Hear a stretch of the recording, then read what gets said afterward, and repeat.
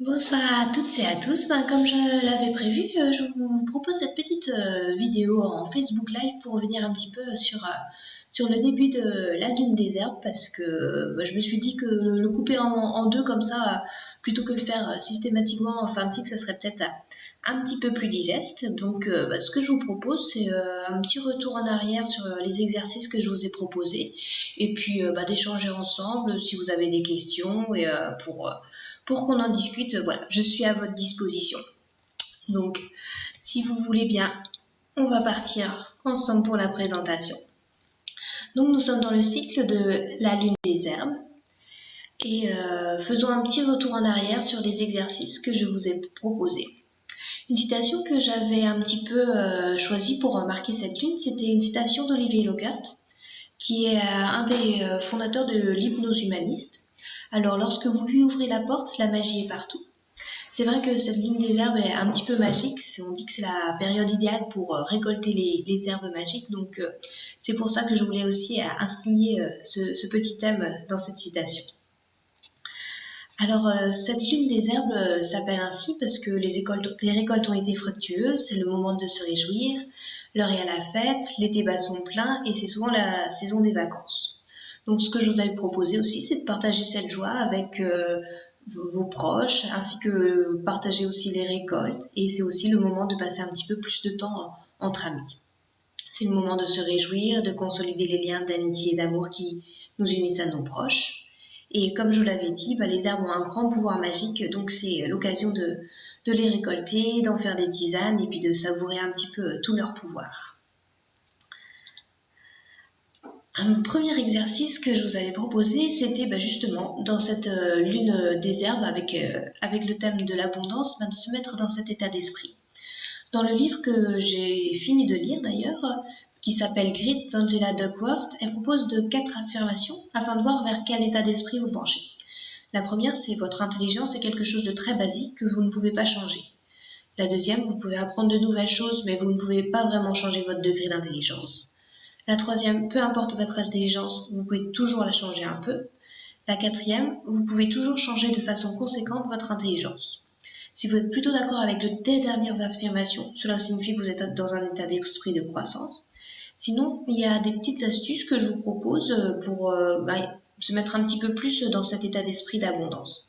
La première, c'est de surveiller son langage intérieur et de s'encourager à apprendre et à progresser. Par exemple, en disant si vous dites plutôt cela n'a pas marché, voyons approcher comment cela différemment une prochaine fois, au lieu de dire bon, au moins j'ai essayé. Ou alors plutôt dire beau travail, quelle est la chose qui aurait pu être encore mieux, plutôt que beau travail, quel talent. Une autre façon intéressante pour être toujours dans un état d'esprit d'abondance, c'est de voir les difficultés comme une façon d'apprendre à les surpasser en utilisant sa créativité. Ensuite, rester persuadé que le cerveau change et qu'il peut toujours apprendre de nouvelles choses. Et une autre petite astuce, c'est de s'entourer de gens inspirants et motivants. Alors, la lune des herbes avait débuté le 1er août par Lugnasad. Alors, dans la mythologie celtique irlandaise, c'est une fête religieuse dont le nom signifie l'assemblée de Lugh, le dieu roi qui représente la souveraineté et l'homme primordial. Elle a eu lieu le 1er août, donc pendant la période des récoltes. On y célèbre particulièrement la paix, l'amitié, l'abondance et la prospérité. Je vous mettais aussi que c'était l'occasion de remercier la terre nourricière pour ce qu'elle nous a apporté. Et une petite attention particulière, c'était lorsque l'on croquait dans un morceau de pain. La confection de la première miche de pain grâce aux récoltes de l'été était un événement marquant de cette fête.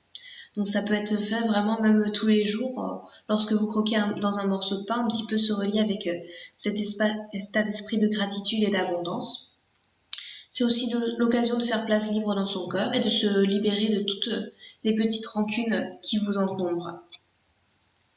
Et puis on est passé aussi par la période de la fête des étoiles et le ciel nocturne est encore magnifique.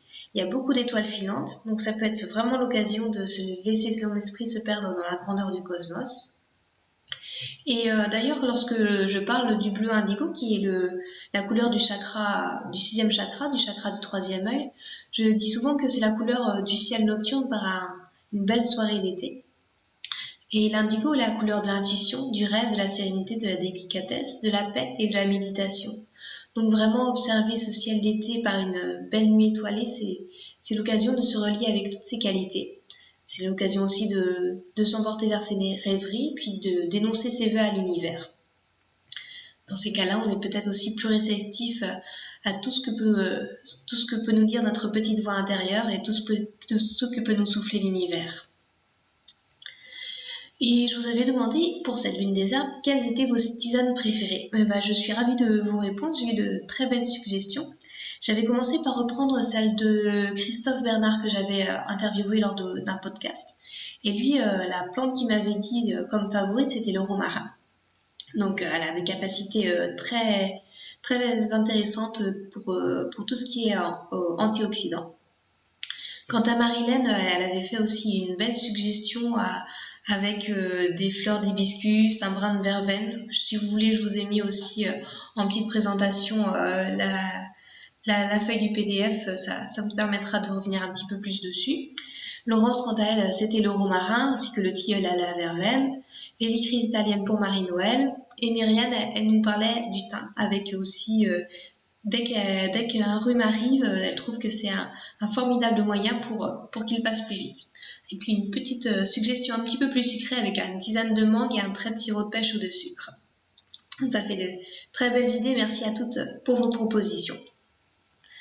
Un autre exercice aussi que je trouve intéressant, que je vous propose d'ailleurs régulièrement à chaque lunaison, c'est de déterminer son mantra lunaire. Donc ce sont des mots qui vont revenir à chaque lunaison, pour lesquels vous pourrez un petit peu vous répéter quand vous avez besoin d'un petit peu plus d'énergie ou de vous recentrer. Il y a quelques mots qui sont revenus pour cette lunaison: confiance, alignement, audace, suivre son cœur et son intuition. Une autre chose que je vous avais proposée, c'est toujours en plein cœur de l'été, c'est semer de la joie. Ça, je l'ai trouvé dans une lecture que j'ai démarrée par le livre 3 années en quête de sagesse, qui est écrit par Christophe André, Alexandre Jolien et Mathieu Ricard, donc un psychiatre, un philosophe et un moine bouddhiste, où c'était Alexandre Jolien, il me semble, qui disait: hâtons-nous de suivre le conseil de Nietzsche, pour qui le meilleur moyen de bien inaugurer la journée consiste à se demander, dès son réveil, si aujourd'hui on peut faire plaisir au moins à un homme. Donc, dès le début de la journée, se demander à qui puis-je faire plaisir aujourd'hui, c'est aussi une belle impulsion à donner afin de se mettre au service d'autrui. Et généralement, lorsqu'on se met au service d'autrui, la joie qu'on puise à le faire, on le retrouve au centuple dans notre chemin. Et justement, pour retrouver de la joie et un petit peu de magie dans sa vie, une question que j'avais envie de vous poser, c'était et si j'avais une baguette magique, je changerais quoi? Voilà, je voulais vous inviter à vous poser cette question, un petit peu une variante de la question que je vous demande souvent: et si c'était facile, ça serait comment? Voilà, ça permet de se fabriquer mentalement cette baguette magique, de voir des solutions un petit peu différentes, de se demander aussi qu'est-ce qui est un petit peu plus important pour nous, et puis se dire, après tout, pourquoi est-ce que ça pourrait pas être si simple, et puis juste avoir une baguette magique et changer. Puis essayer, ça permet de trouver d'autres solutions et d'imaginer la vie un petit peu autrement. Donc voilà pour ces petits exercices pour le début du cycle.